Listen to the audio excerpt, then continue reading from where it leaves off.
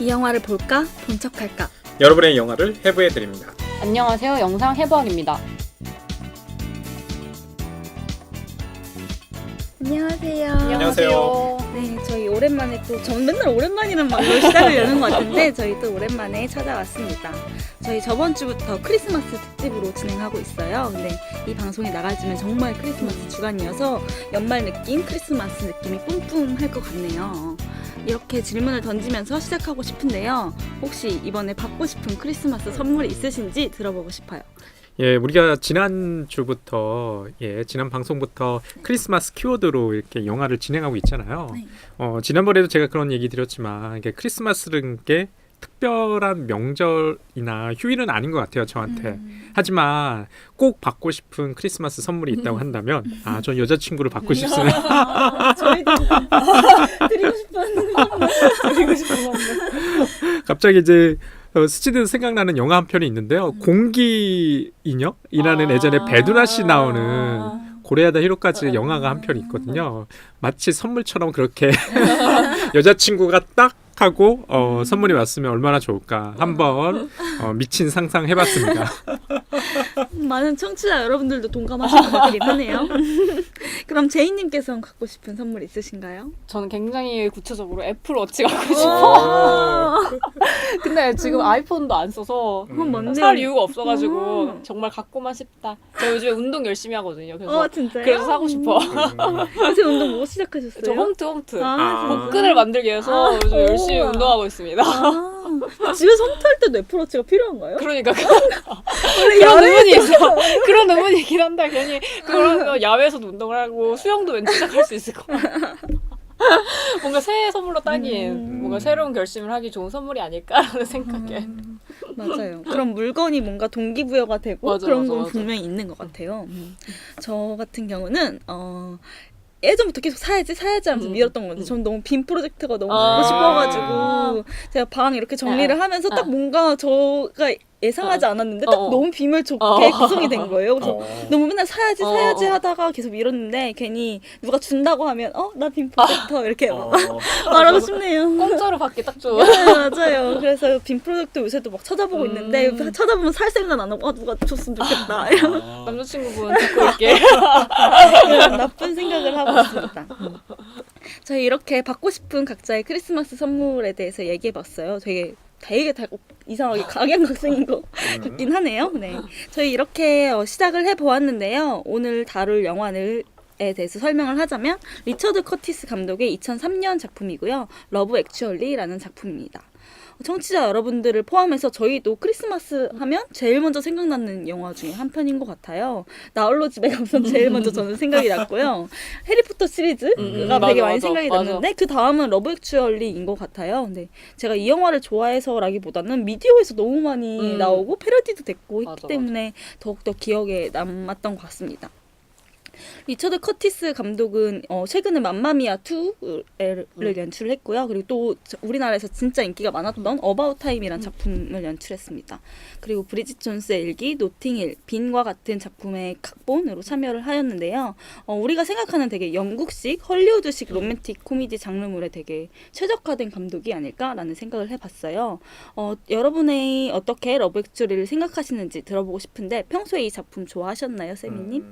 글쎄 뭐 좋아한다 싫어한다라기보다는 꼭 생각나는 장면들 있죠. 그 키이라 나이틀리가 여기 출연하는데 줄리엣이라는 역할로 출연하는데 그 친구가 아니죠. 자기 남편의 친구한테 사랑 고백을 받는 장면이 가장 먼저 떠올라요. 그 하나하나 그 뭐라고 하나요? 그 적힌 뭐 메모라고 해야 되나 이런 판이라고 해야 되나 이런 걸 넘기면서 사랑 고백하죠. 크리스마스 이브 날. 근데 제 주변에도 자기 아내한테 청혼할 때 그걸 한 사람들이 한두 명 있어요. 진짜 현실에 있어요. 제가 예전에 제 후배한테 얘기를 들었는데 지금은 뭐 재수시죠. 이제 결혼 전에 프로포즈를 근사한 레스토랑에서 그 PC라고 하나요? 그걸 갖다가 플랜카드처럼 또 직접 이렇게 잘 쓰시는 분들이 있잖아요. 돈 받고요. 그런 분들한테 맡겨가지고 고백을 그렇게 했다고 하더라고요. 요즘 아이패드로 너무 맞아. 전광판 어플 있잖아요. 전광판 어플.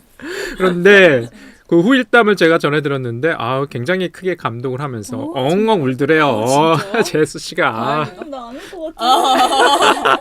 그런데 이게 워낙 많이 알려져가지고 그렇게 지금 만약 한다 그러면 감동스러울까? 뭐 이런 생각도 좀 있어요. 예. 그 패러디 장면 때문에 전 되게 웃겨. 맞아. 그래요? 맞아. 근데 진지한 장소에서 진지하게 고백하면 그러지 않을까? 제이님은 이 영화 좋아하셨나요? 저는 막 자주 보는 건 아닌데 두 분과 마찬가지로 그냥 이렇게 지나가며 많이 봤던 영화가 아니었나라는 생각이 들더라고요. 근데 이 영화를 좋아하는 사람이 진짜 많은 게 제가 이 영화 봤다고 하니까 자기 인생 영화라고 하는 사람이 많았어요. 정말요? 인생 영화까지 되나 이게? 정말로? 의문이긴 했는데 그렇다고 하더라고요. 그래서 많은 사람들이 좋아하는구나. 맞아요. 근데 많은 분들이 이렇게 정말 인생 영화로 꼽기도 하지만 저희랑 진짜 똑같이 그냥 너무 언론에 노출이 많이 되고 맞아. 미디어에 많이 나오기 때문에 그냥 인식되어 있는 그런 작품인 것 같기도 해요. 근데 저희처럼 되게 흘러가듯이 이 영화를 보신 분들이 많으실 것 같아서 이 영화에 대한 완벽한 스포일러를 한번 해봐야 할 것 같아요. 오늘은 세미님께서 준비해 주셨죠? 예. 지금부터 스포일러를 남발하오니 주의하여 들으세요. 제가 완벽한 스포일러 얘기 드릴게요. 이 이야기는 다 아시겠죠. 이게 크리스마스를 앞둔 5주 전부터 크리스마스 이브까지 이야기가 시작합니다. 크리스마스 5주 전, 4주 전, 3주 전, 2주 전, 1주 전, 그 다음에 크리스마스 이브까지. 그런데 이 이야기가 굉장히 많은 인물들이 나와요. 이 영화를 좋아하시는 분들이 제가 생각하기에는 좋아하는 이유가 이것도 있는 것 같아요. 정말 유명한 배우들이 많이 나오죠. 여기 영국 수상으로 나오는 휴 그랜트, 리암 니슨, 콜린 퍼스, 엠마 톰슨, 키라 나이틀리, 그다음에 마틴 프리먼, 그레고리 피서, 빌 라이든. 게다가 카메오로 노아 닉킨스, 미스터 빈의 그 노아 닉킨스도 나오거든요. 정말 그 당시 유명한 굉장히 좀 인지도가 있는 영국 배우들이 총 선물처럼 세트처럼 나오는 영화이기 때문에 그런 것 같아요. 근데 다양한 이야기가 서브 플롯으로 있기 때문에 좀 이야기를 갖다 정리하기 굉장히 힘든 것 같아요. 일단은 수상인 휴 그랜트와 비서의 사랑 이야기. 그 다음에 아내와 사별한 아버지 데니얼, 리암 니슨이 맡은 데니얼과 아들 샘의 사랑 이야기. 그 다음에 그 아들 샘과 자신의 학교 친구, 미국인 여자친구죠. 사랑을 고백하고 싶은 조애나와의 이야기. 그 다음에 우리가 극장에서 개봉될 때는 이 대역 배우 커플의 얘기가 빠졌다고 얘기하는데 흔히들 영어로 얘기하면 바디 더블이라고 얘기한다고 하더라고요. 이것 때문에 빠진 것 같아요. 이게 19금 배드신을 대역하는 배우고 실제로 제가 어제 이 영화를 갖다가 노트북으로 도서관에서 보고 있는데 듬성듬성 뛰어서 보고 나중에 집에 가서 다시 한번 봤어요. 존, 여기서는 마틴 프리먼이 나오거든요. 마틴 프리먼 잘 아실 거예요. 그 미션 임파서블의 우리 탐 크루즈의 친구 역할로 나오시는 그 존과 지니의 이야기. 그 다음에 아까 얘기 드렸던 키라 나이틀리가 맡았던 줄리엣과 또 자신의 남편의 친구인 마크와의 사랑 이야기. 그 다음에 여기서도 굉장히 좀 특별한 가수가 나오죠. 가수 빌과 매니저 조의 이것도 사랑이라고 해야 될지 모르겠지만 우정 이야기. 그 다음에 정신적으로 굉장히 아픈 오빠를 둔 사라와 직장 동료 칼의 사랑 이야기. 그 다음에 작가 베넷, 여러분들도 좋아하실 콜린 퍼스가 맡은 베넷과 가정부 오렐리아의 사랑 이야기. 그 다음에 사장 해리와 직원 미아의 이야기 등 굉장히 많은 커플들의 다양한 그 다음에 색깔들의 이제 사랑 이야기가 나오는 영화라고 정리하시면 될 것 같아요. 지금 상상 가능하실 것 같아요. 지금 이렇게 완벽한 스포일러를 듣는데도 그런 에피소드는 많지만 너무 인물이 많아서 이름이 막 헷갈려가지고 맞아. 이름은 정리했는데도 정말 너무 많이 헷갈리는 것 같아요. 당시에 이런 옴니버스 영화에 대해서 익숙하지 않았던 한국 관객들도 이 영화 자체가 흥행을 하고 많은 인기를 끌면서 이런 옴니버스 장르 자체에 대한 호기심도 되게 많아지고 되게 보편화된 것 같아요. 이런 식으로. 그래서 오히려 막 여러 감독들이 한 영화를 만든다던가 그냥 특별하게 이런 현상도 생겼던 것 같네요. 이렇게 많은 커플들의 이야기가 나오잖아요. 근데 저희가 하나씩 그냥 제일 인상 깊었던 커플이나 그런 사랑 이야기에 대해서 꼽아보면서 시작하면 어떨까 싶은데요. 제이님께서는 이 영화에서 제일 마음에 드는 커플, 마음이 가는 커플 있으셨나요? 저는 커플은 아니고 이별하는 모습인데 엠마 톤슨. 그 엠마 톤슨이 남편이 우리가 잘 알고 있는 해리포터의 그 선생님 이름 뭐였지? 엘렉 리먼 스네이프 교수님으로 연기하시는 엘렉 리먼이 연기한 남편이 비서랑 바람이 나가지고 엠마 톰슨이 자기한테 크리스마스 선물 주는 건 줄 알았는데 알고 봤더니 진짜 짠네. 알고 봤더니 비서한테 그 비서한테 주는 목걸이였는데 그분이 연기를 너무 잘하는 거예요. 맞아 맞아. 그 아무렇지 않은 연기? 약간 그게 너무 뭐라고 해야지? 너무 가슴 아파가지고 사랑이 이루어지는 건 아니고 뭔가 사랑이 떠나가는 모습이긴 하지만 그 모습이 너무 표현을 잘한 것 같아가지고 배우분이 그 커플이 가장 인상 깊었어요 저는. 그러셨군요. 엠마 톰슨이 연기를 잘하시는 것 같긴 하더라고요. 예. 저 같은 경우는요 영화에서 특별히 기억나는 인물은 없고 아까 얘기 드렸던 뭐 키이라 나이틀리가 연기했던 이제 줄리의 자신의 남편의 친구와의 그 그걸 사랑이라고 해야 될지 잘 모르겠는데 그리고 이 영화 속에서는 굉장히 또 가볍게 넘어가는 것 같아요. 왜냐하면 또 공항에서 마지막 장면에서 볼 때는 그 친구 남편의 이제 친구이죠. 이름이 누군가 이제 마크인데 마크가 또 여자친구가 생겨가지고 같이 이렇게 만나요. 그러니까 어떻게 보면 가볍게 이렇게 넘어가서 크리스마스니까 인정할 만하다 이런 식의 이제 뉘앙스를 풍기면서 지나가거든요. 근데 지금 생각하면 너무 말이 안 돼. 그래요? 그렇게 고백까지 할 정도로 사랑하는 게 말이 되나? 그러니까 아무리 친구 아내를 사랑하게 됐는데도 고백까지 할 정도인가? 들켰으면 들킨 대로 그냥 놔둬야 약간 무문이야 뭔가.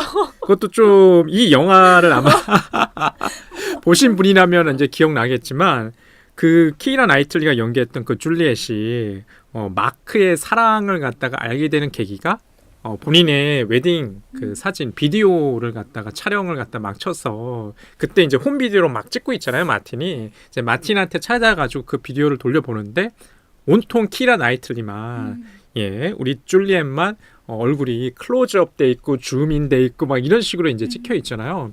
그런데 그걸 제가 영화 속에서 같이 보면서 어떤 생각이 들었냐면은 묘하더라고요. 나중에 제가 뭐 여자친구나 혹시라도 뭐 결혼을 한다면 내가 사랑하는 사람의 그 얼굴 내지는 그 동선만 찍은 걸 갖다 바라보면 어떤 느낌일까 라는 생각이 좀 들고 정말 사랑하는구나 이런 생각이 드는 거예요. 예전에 이제 그런 얘기 있잖아요. 정말 그 눈에 필이 꽂히면 그 사람만 이렇게 어떤 후광처럼 보인다는 게 저도 좀 기억이 가물가물하지만 그런 시절이 있었던 것 같아요. 그래서 뭐 막장임에도 불구하고 이해간다. 지금 얘기했던 아까 그 엠마 톰슨이 연기했던 그 캐런도 사실은 그것도 남편이 바람피는 얘기이기 때문에 막장이잖아요.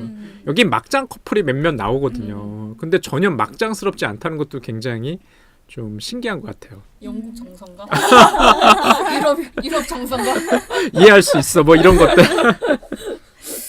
저 같은 경우는 그 아까 말씀하신 그 줄리엣과 마크의 에피소드를 생각하면 그 마크가 줄리엣의 얼굴을 이렇게 클로즈업해서 계속 이렇게 따라가면 찍잖아요.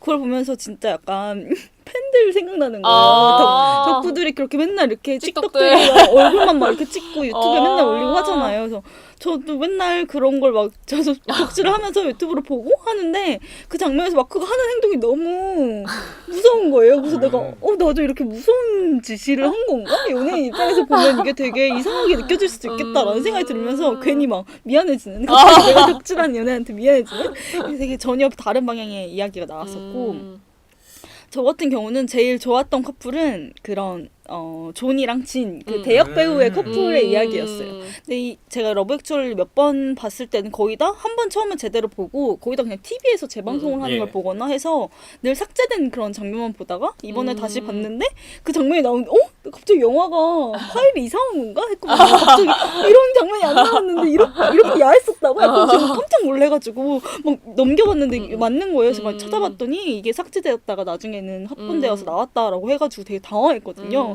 그거 충격 때문인지 모르겠지만 저는 이 존이랑 진의 이야기가 가장 뭔가 처음에 제가 이렇게 당황했을 정도 되게 성적인 그런 느낌을 풍기는데 이 영화 자체에 사실 맥락에 그런 게 되게 많잖아요. 노골적이잖아요. 그럼에도 불구하고 이런 존과 진의 사랑을 제일 순수한 듯하게 그려냈기 때문에 그걸 노린 게 너무 티가 나긴 하지만 그래서 존과 진의 사랑이 제일 예쁘고 아름다워 보인다라는 생각을 많이 했던 것 같아요.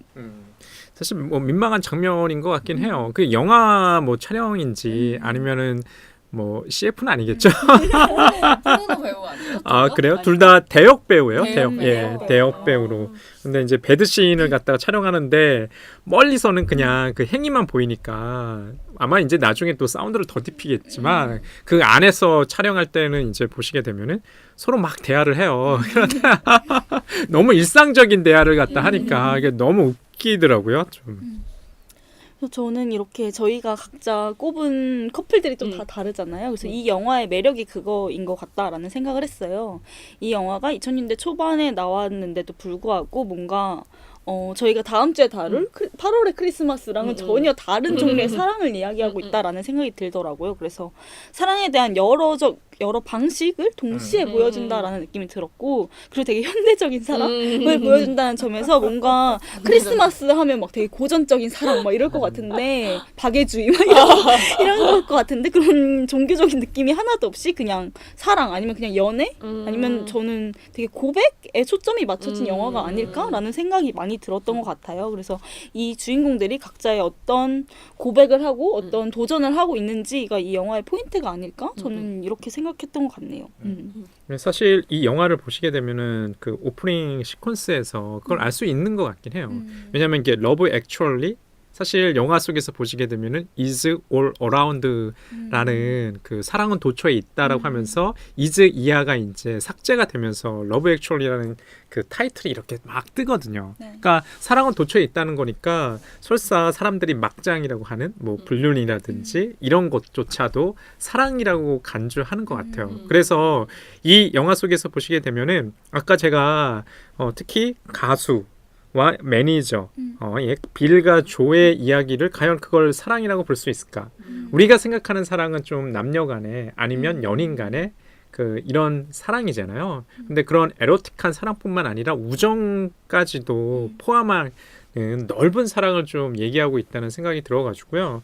저는 또 한편으로는 아까 얘기했던 뭐 빌과 이 매니저의 그런 우정도 굉장히 좀 눈에 띄더라고요. 빌이 또 굉장히 캐릭터가 재밌고요. 제가 알기로는 이 영화를 가지고 뭐 각본상 내지는 조연상을 갖다가 특히 조연상을 많이 받았더라고요. 엠마 톰슨이 여우 조연상. 그 다음에 지금 아까 빌을 연기했던 빌리를 연기했던 빌라이가 또 나무 조연상을 좀 많이 받았더라고요. 이 영화의 주연은 그럼 누구지? 그러니까 주연은 사실 주연상은 받은 게 없어요, 이 영화가요. 주인이 없구나. 주연이 그게 특별히 없어요. 예. 그런 면에서 다들 조연인데 아마 우리 제이님께서 말씀하신 것처럼 여배우로서는 엠마 톰슨, 그 다음에 남배우로서는 빌라이 그러니까 가장 좀 두드러지게 보이고 좀 개성 있게 표현이 돼가지고 그렇게 상을 많이 받지 않았나? 이런 생각들이 들어요.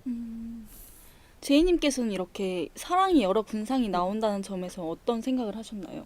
저는 이 영화가 시작할 때 히드로 공항에서 만나고 뭔가 헤어지는 모습이 나오고 뒤에도 그런 시퀀스가 나오잖아요. 히드로 공항 시퀀스. 근데 그걸 보면서 아 맞아 크리스마스는 서양 사람들한테 우리한테 뭐 추석 설날 같이 가족들이 모이는 거 였지라는 생각이 많이 들더라고요. 근데 우리나라 사람들은 크리스마스 하면 뭔가 서양 문화이기도 하니까 가족이랑 보낸다기보다는 사랑하는 연인과 보내는 하루라고 생각을 하잖아요. 근데 그게 약간 좀 여기 영화에 묻어난다는 생각이 들었던 게 러브 액츄얼리도 약간 이성적인 사랑을 표면적으로 내세우고 있는데 되게 다양한 층의 사랑을 보여준다고 해야 되나? 그런 느낌을 많이 받아가지고 그래서 그 동생이 오빠인가? 오빠가 아픈 그러니까 가족이 아픈 그레골리 피셔가 연기하신 조가 아파가지고 자기가 사랑했던 남자랑 잘 될 뻔했는데 그걸 포기하고 가족들한테 가잖아요. 그러니까 그런 것도 뭔가 이성적인 사랑을 실패한 듯 하는데 가족의 사랑을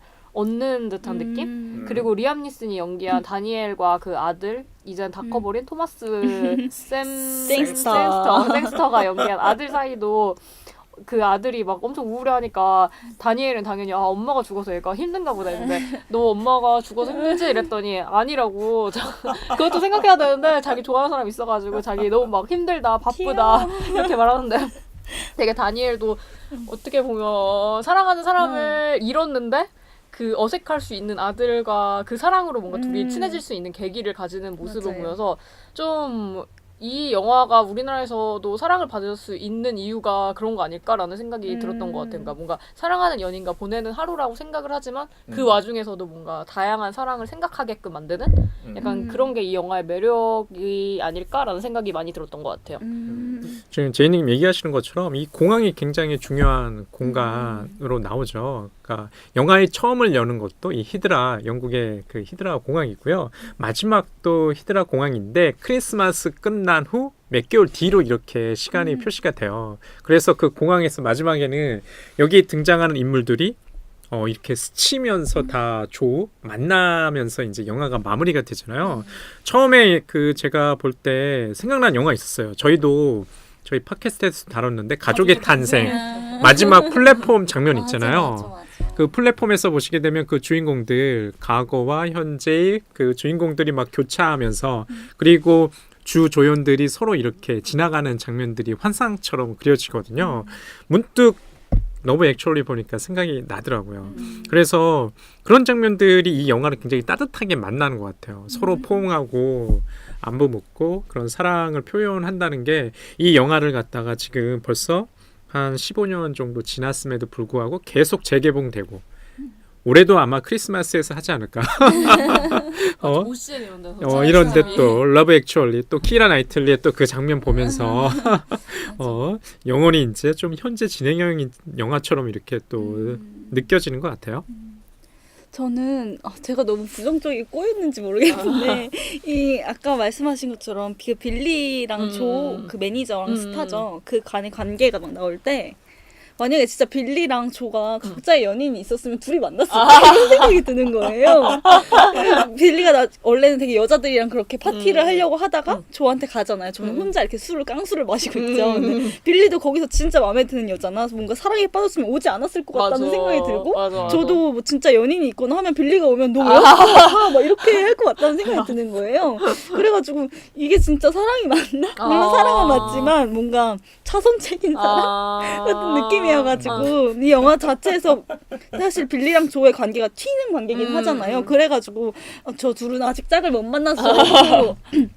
다른 애들처럼 미국으로 원정 갈 용기는 없는 분들이다. 약간 이런 생각 많이 들었던 것 같아요.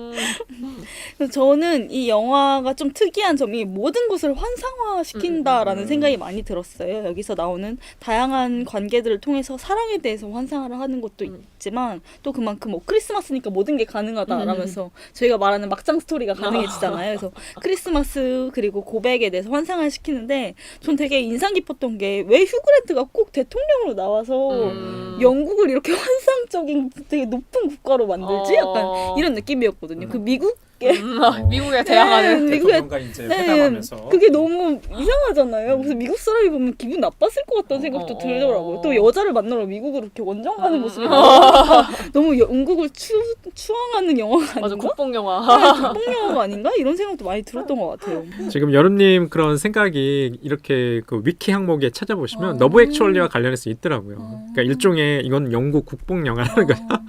영국과 미국과의 관계가 우리가 생각하기엔 굉장히 가까운 관계임에도 불구하고 힘의 균형이 미국이 더 우위에 있잖아요. 그러다 보니까 아마 영국 사람들이 생각하기엔 영국 수상과 그 미국의 대통령이 만나는데 미국의 대통령을 마치 약간 성추행하는 듯이 이제 그려지죠.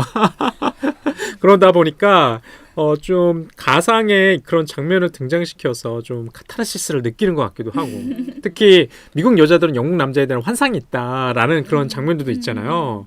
그거는 정말 정말 환상인 것 같아요. 맞아.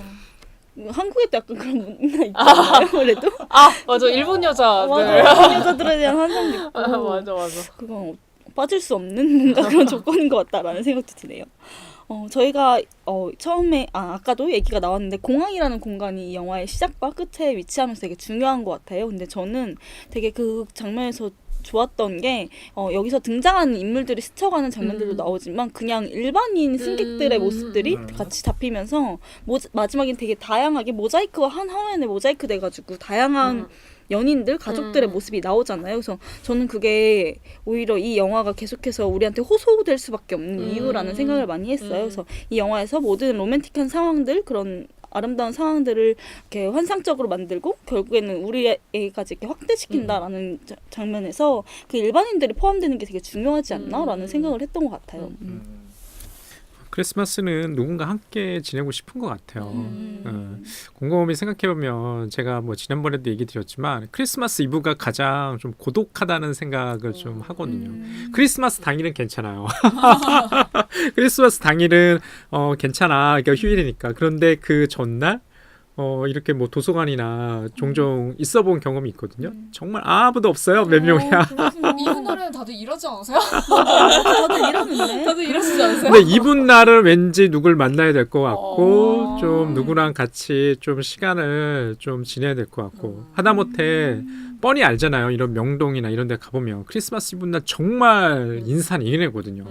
저도 한두 번 가본 적이 있는데 갈 때는 굉장히 고생이고 힘들고 이런 데 뭐 와서 뭐 하는 짓인가라고 싶지만 또 그런 기억들이 나중에 생각해보면 또 그런 기억만 남아요. 이게 고생한 기억. 그런 것만 남더라고요. 참 신기해요. 그래서 크리스마스 양몽이라고 저희가 전에 다뤘던 그러네. 크리스마스 악몽. 저희가 지난번에 했던 영화 크리스마스 악몽 꼭 보세요. 제가 아까 모자이크 된 화면들 이렇게 이야기를 했는데요. 이 영화에서 옴니버스 영화이기 때문에 이 영화에서 나오는 관계들이 어떻게 연결되어 있는가가 이 영화의 매력 포인트 중에 하나인 것 같기도 해요. 제이님께서는 이런 관계들이 어떻게 연결지어져 있는지에 대해서 생각해 보신 게 있으신가요? 저는 되게 단순하게 연결되긴 한데 뭐 수상 잘하고 있나요? 그럼 갑자기 수상 휴그랜트 나오고 이 노래 누구 노래야? 그러면 빌리 맥이 막 노래 부르는 장면 나오고 이런 식으로 되게 자연스럽게 연결되어 있는 듯한 느낌이 드는데 이런 거 보면 약간 모든 사람들, 그러니까 나랑 진짜 모른다고 생각하는 사람들이라고 생각하는 사람들도 서로 연결되어 있다는 생각이 들게끔 만드는 것 같더라고요. 그래서 마치 다른 사람이 있기 때문에 내가 존재할 수 있는 듯한, 그러니까 내 존재를 확인받는 듯한 느낌을 주니까, 그러니까 뭔가 여기서 오는 뭔가 모를 위로가 있는 것 같아요. 그러니까 빌리맥 같은 경우는 정말 여기 있는 인물 중에 직접적으로 만나는 사람이 거의 없잖아요. 근데 맞아요. 그 사람의 노래 하나로 뭔가 역시 사람들이 연예인 짱이다. 인플루엔서가 짱이다.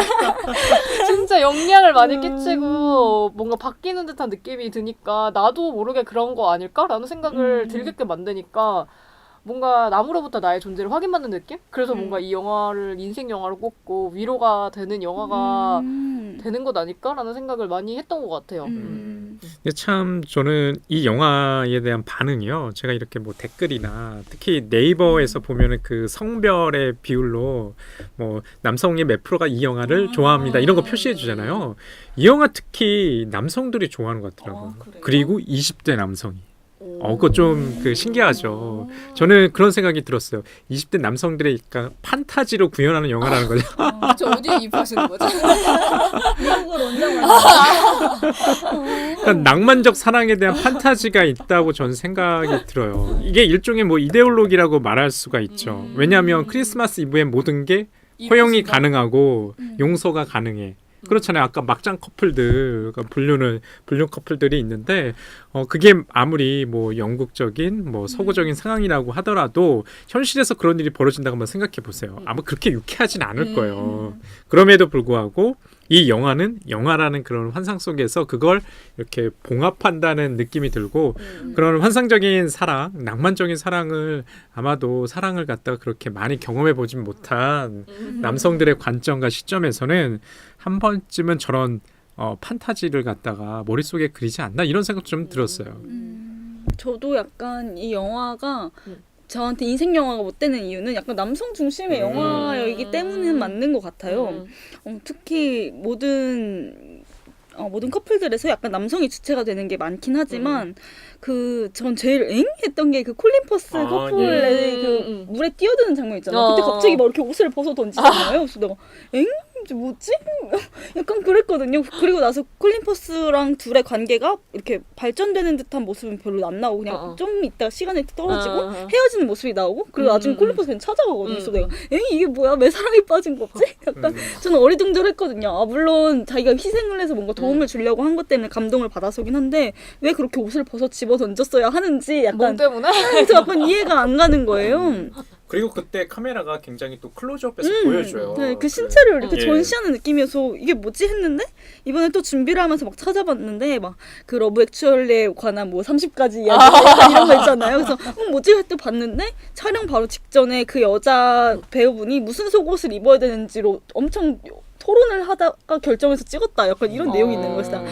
역시 내가 배워본 게 아니었어 이러면서 약간 이게 되게 남성 중심적인 느낌이다라는 생각이 많이 들었고 그나마 로라 리니만이 뭔가 주체적으로 등장을 해서 자기가 선택을 해서 결국엔 이성적인 사랑을 잃게 되긴 하지만 결국엔 사랑을 이루지 못하잖아요. 그래서 뭔가 되게 성적 대상화가 분명히 있는 영화다라는 생각이 좀 들었던 것 같아요. 그런 것 같아요. 그러니까 콜린 퍼스가 연기한 작가잖아요. 그러니까 소설가인 것 같아요. 약간 뭐 스릴러이자 뭐 이런 장르를 갖다가 쓰는 작가인데 영국 작가이고 그 다음에 그 오렐리아 같은 경우는 포르투갈 출신의 포르투갈 사람이에요. 근데 여기 포르투갈에 간 게 아니라 어디 프랑스에 간 것 같아요. 어디 휴가차 한 달 동안 소설을 쓰러 해서 갔는데 가정부는 포르투갈 여자가 온 거죠. 젊은 여자가 와가지고. 그리고 아마 이 영화 보신 분이면 기억나시겠지만 우리의 콜린 퍼스가 영국을 떠날 때 자기 여자친구 있어요. 그쵸? 여자친구랑 헤어지면서 아 정말 너를 사랑하고 뭐 어쩌고저쩌고 얘기하면서 떠나거든요. 여자친구가 바람피잖아요. 여자친구가 바람나요? 동생이랑. 자기 남동생이랑. 나는 왜 기억이 안 나는지 모르겠어. 그래서 혼자 떠나온 거예요. 그렇군요. 그런데 그 보면은 갑자기 또 마지막에 청혼하러 가잖아요. 그 사람들이 또 보면 오렐리아의 그 가족들뿐만 아니라 뚱뚱한 또 언니뿐, 아버지뿐만 아니라 갑자기 청혼하러 왔다니까 그걸 너무나 뭐라고 해야 되나 이제 왕자님이 찾아온 듯한 왕자님 맞죠? 맞아. 그러면서 온 동네 사람들이 오렐리아가 그 일하고 있는 그 뭐 주점이죠 카페 바를 갔다가 우르르 몰려가가지고 또 여기서 이제 콜린 퍼스가 포르투갈어로 그때 이제 자막이 나오죠. 영어 자막이 나오더라고요 밑에. 그러면서 이제 이야기가 이제 끝나고 있어가지고 굉장히 좀 신기하더라고요. 제가 볼 때는 그냥 왕자님과 뭐 이렇게 뭐 숲속에 잠자는 공주 뭐 이런 스토리 같이 느껴졌더라고요. 이 영화의 주인공들이 하나같이 그냥 금사빠인 맞아. 맞아. 금사빠와 사랑이 목매는 스타일이잖아요. 맞아. 그런 스타일이어가지고 제가 되게 현대적인 사랑이라고 했지만 오히려 그게 아닐 수도 있겠다라는 생각이 지금 보니까 그런 생각도 드는 것 같아요. 그리고 좀 저는 이게 꼭 다 아름답게 끝나는 것 같지는 않아요. 가장 제가 좀 기억이 나는 인물은 정신적으로 마음이 아픈 오빠를 둔 사라라는 여자가 한 명 등장하거든요.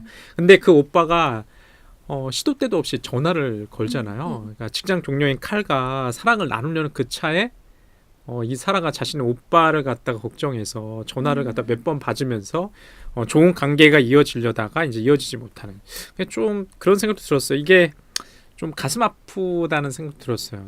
그 사라라는 여자가 어떤 책임감 때문에 자신의 삶을 살아가지 못한다는 거기에 대해서 이 영화가 보면은 가장 현실적인 인물은 저는 또 사라라는 생각도 좀 들었거든요. 그 장면 되게 귀여웠는데 칼이랑 이제 집에 가기 전에 잠깐 여기 있으라고 아. 하고 예. 그 옆에 계단에서. 계단 옆에서 막 좋아가지고 이렇게 맞아. 너무 귀여웠는데.